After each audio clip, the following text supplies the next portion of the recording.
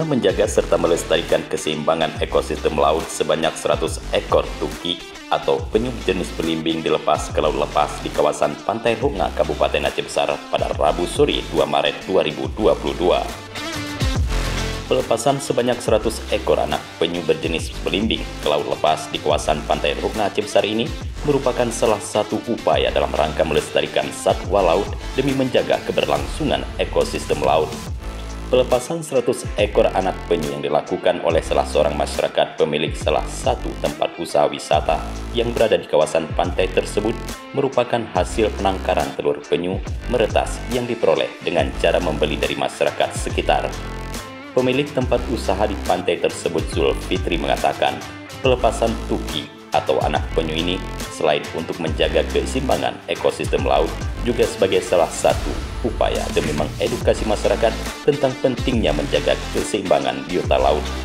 Zulfitri atau yang lebih akrab disapa Jul Bungalau ini juga menambahkan, sejak dari tahun 2019 hingga tahun 2022, dirinya telah melepas liarkan sebanyak 2.000 tuki ke habitatnya di kawasan Pantai Ruknga Aceh Besar.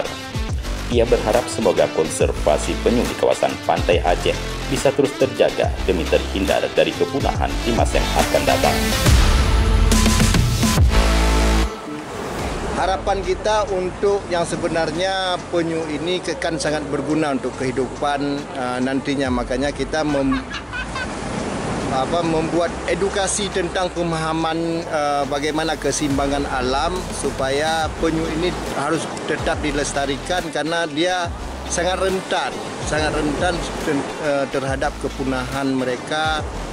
Kalau kita tidak mengkonservasinya, mungkin lama kelamaan kita hanya melihat penyu ini di cerita atau di buku-buku.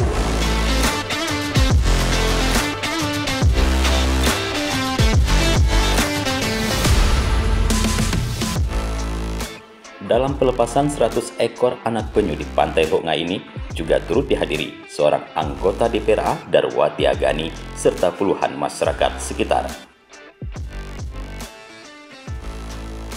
Dari Ruknga Aceh Besar, Murdani melaporkan untuk Aceh Time TV.